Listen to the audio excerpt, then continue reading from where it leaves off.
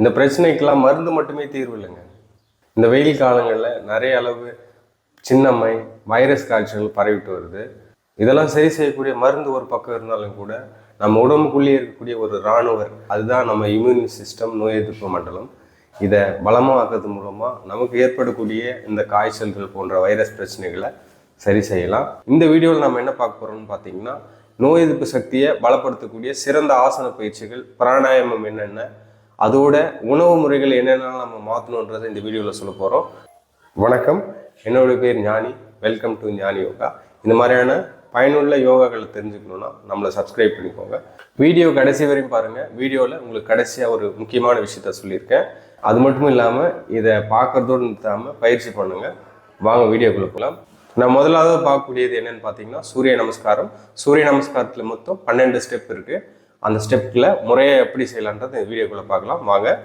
முதல் ஆசனம் பிரணமாசனம். மூச்சை பொறுமையாக உள்ளெடுத்து பொறுமையாக மூச்சை வெளியிடுங்க.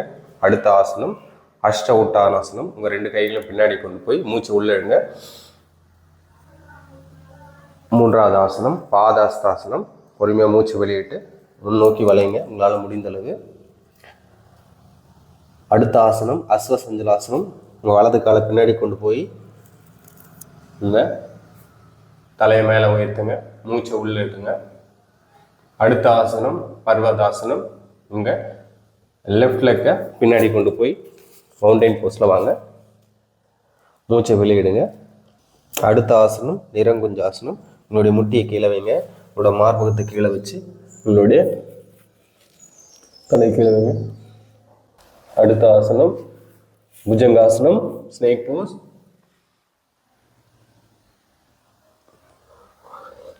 அடுத்த ஆசனம் பர்வதாசனம். மூச்சை வெளியிடுங்க.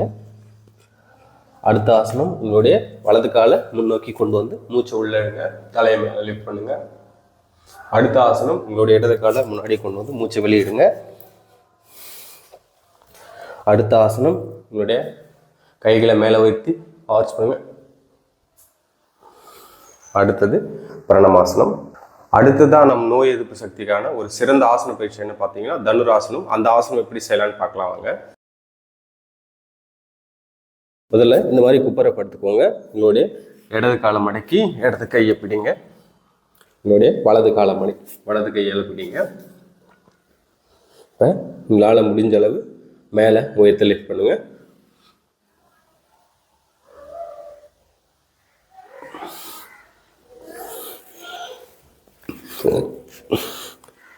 உங்களால் முடிஞ்ச அளவு செய்யுங்க. பயிற்சி செய்ய நேர அளவு கூட்டிக்கோங்க. அடுத்த ஆசனம் சுத்த வஜ்ராசனம். இந்த மாதிரி முட்டி போட்டு உட்காந்துக்கோங்க. டாட்டா வச்சு உங்களுடைய வலது கையை கீழே வச்சு போட் பண்ணிக்கோங்க. ஆரம்ப காலகட்டத்தில் உங்களால் முடிஞ்ச அளவு செய்யுங்க. பயிற்சி செய்ய நேர அளவு கூட்டிக்கோங்க.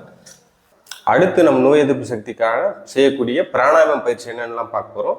முதல்ல நார்மலாக உட்காந்துக்கோங்க, சிம்பிள் சிட்டில். உங்களுடைய இடது கையை சின் முத்திரையில் வச்சுக்கோங்க. உங்களுடைய வலது கையை நாசிக் முத்திரையில் வச்சுக்கோங்க. உங்களுடைய தம் ஃபிங்கரில் ரைட் நாசல் க்ளோஸ் பண்ணுங்கள். லெஃப்ட் வழியாக மூச்சை உள்ளே எடுக்கணும். ஹோல்ட் பண்ணி ரைட் வழியாக மூச்சை வெளியிடணும். அகெயின் ரைட் வழியாக மூச்சை உள்ளே எடுக்கணும். ஹோல்ட் பண்ணி லெஃப்ட் வழியாக மூச்சை வெளியே விடணும். அகெயின் லெஃப்ட் வழியாக மூச்சை உள்ளே இருக்கணும்.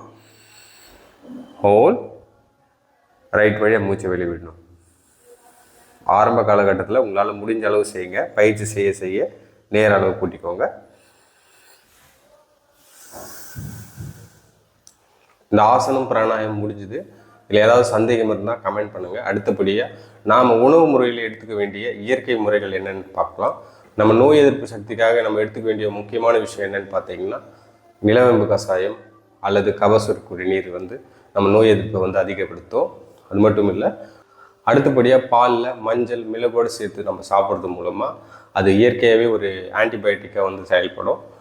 அடுத்தபடியாக பழ வகைகள் நம்ம எடுத்துக்கூடிய முக்கியமான பழம் என்னென்னு பார்த்தீங்கன்னா ஆரஞ்சு, எலுமிச்சம், நெல்லிக்காய். இதெல்லாம் எடுக்கிறது மூலமாக வைட்டமின் சி கிடைக்குது. அது மட்டும் இல்லை, வெள்ளை அணுக்களை அதிகப்படுத்த உதவியாக இருக்குது. முக்கியமாக இந்த டைமில் நம்ம குடிக்க வேண்டியது அதிகமாக என்னென்னு பார்த்தீங்கன்னா மோர், தயிர். இது நம்மளுடைய குடலுக்கு நல்ல ஒரு ஆரோக்கியத்தை தருது.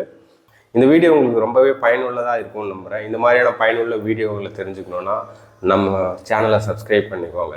இந்த வீடியோ பார்க்குறதோடு நிறுத்தாமல் தொடர்ந்து பயிற்சி செய்யுங்க. பயிற்சியில் ஏதாவது சந்தேகம் இருந்தால் நீங்கள் கமெண்ட் பண்ணுங்கள். நான் உங்களுக்கு வீடியோவாக போஸ்ட் பண்ணுறேன். நன்றி.